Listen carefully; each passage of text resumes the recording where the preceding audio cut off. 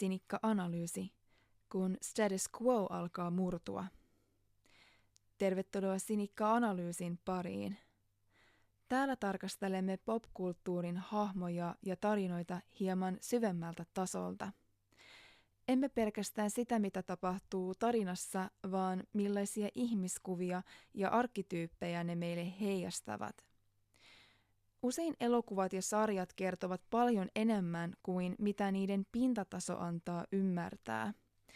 Ne voivat toimia eräänlaisina peileinä sille, miten me ihmiset toimimme ryhmissä, millaisia rooleja omaksumme ja mitä tapahtuu silloin, kun joku alkaa kyseenalaistaa niitä. Jos pysähdymme hetkeksi miettimään omaa elämäämme, lähes jokainen meistä on jossain vaiheessa huomannut, että yhteiskunnassa on olemassa tietynlaisia rooleja.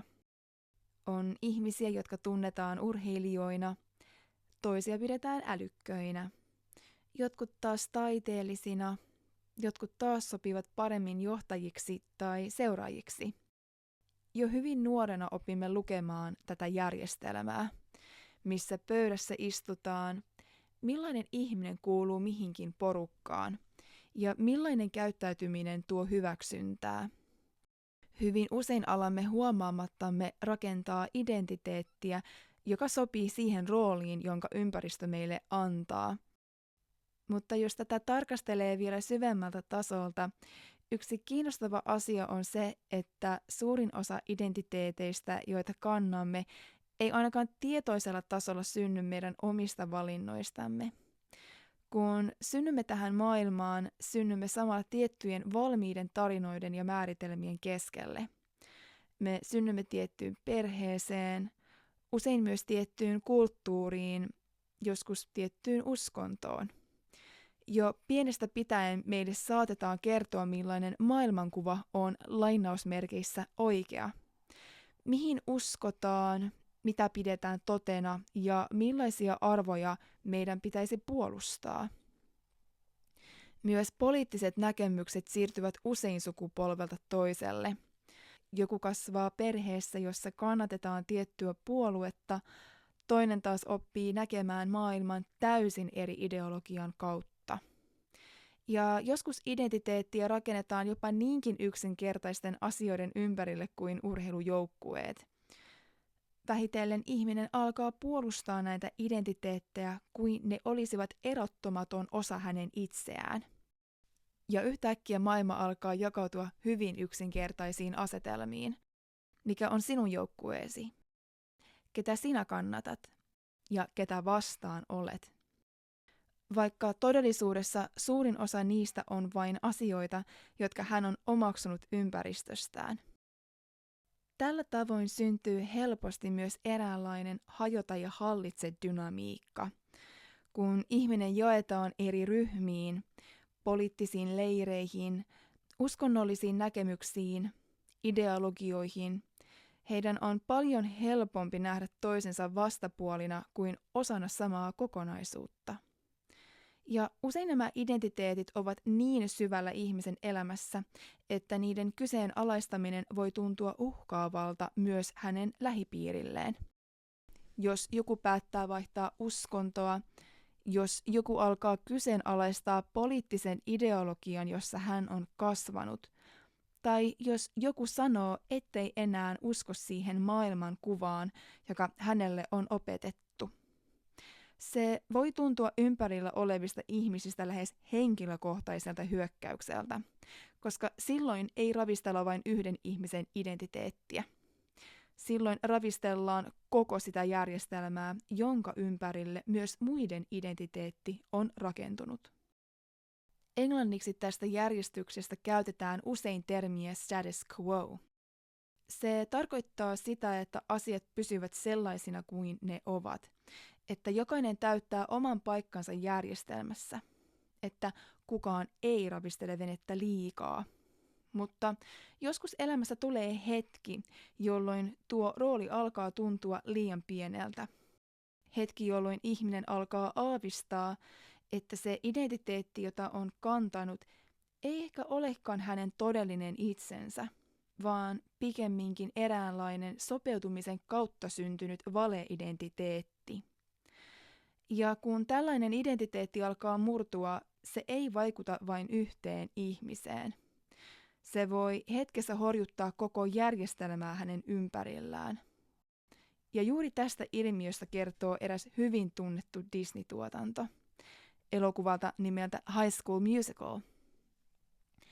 Pintatasolla kyseessä on kevyt teinimusikaali, mutta symbolisella tasolla se toimii lähes näyttämönä, jossa näemme pienoiskoossa sen, miten identiteetit, hierarkiat ja ryhmäpaine syntyvät, ja mitä tapahtuu, kun joku uskaltaa rikkoa niitä.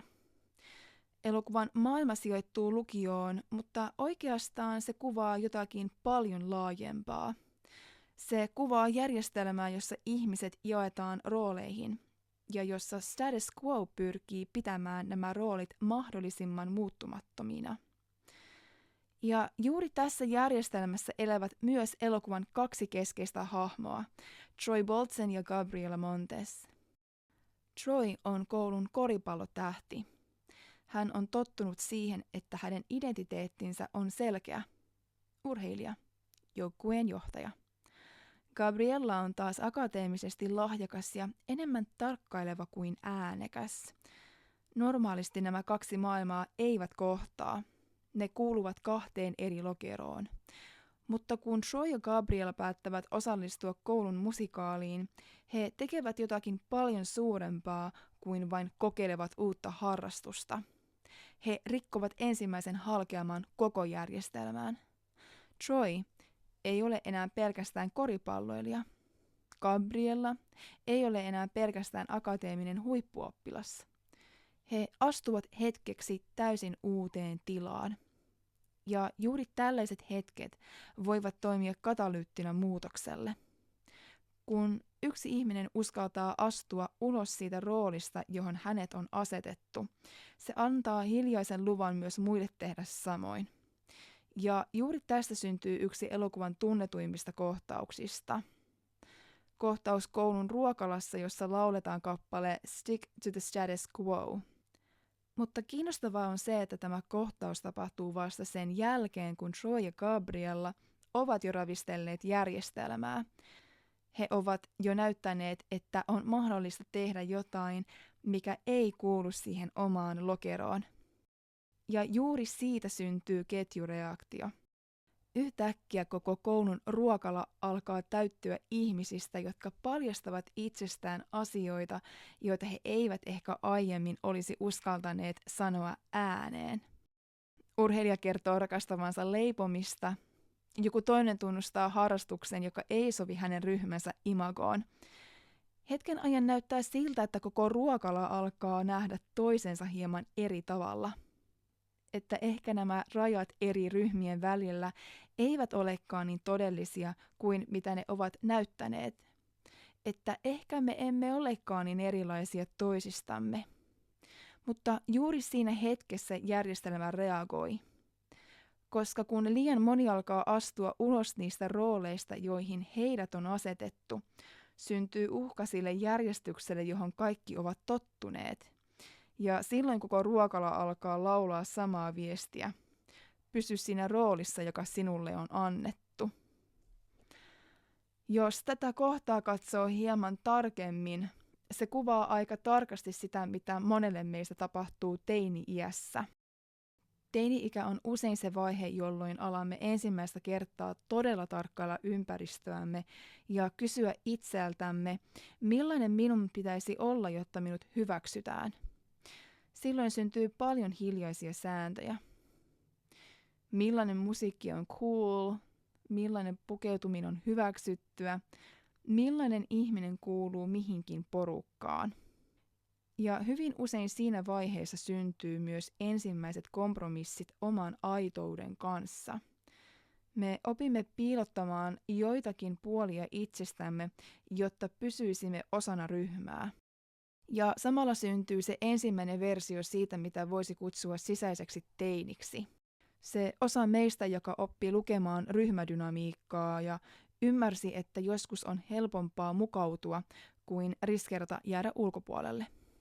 Ja ehkä juuri siksi High School Musical resonoi niin monen ihmisen kanssa, koska vaikka se on kevyt Disney-musikaali, sen ytimessä on hyvin universaali kysymys. Mitä tapahtuu, kun ihminen uskaltaa olla jotain muuta kuin mitä häneltä odotetaan? Ehkä todellinen muutos ei aina ala suurista vallankumouksista. Ehkä se alkaa pienistä hetkistä. Sellaisista hetkistä, joissa joku uskaltaa sanoa ääneen, tämä on se, mistä minä oikeasti pidän. Ja siinä hetkessä status quo saattaa vielä yrittää palauttaa järjestyksen, mutta jotain on jo muuttunut. Koska kun yksi ihminen uskaltaa astua ulos siitä roolista, johon maailma on hänet sijoittanut, hän ei ravistele vain omaa identiteettiään. Hän ravistelee koko järjestelmää. Ja samalla hän muistuttaa kaikkia muitakin siitä, että heilläkin on lupa tehdä sama. Kiitos kun kuuntelit Sinikka-analyysin.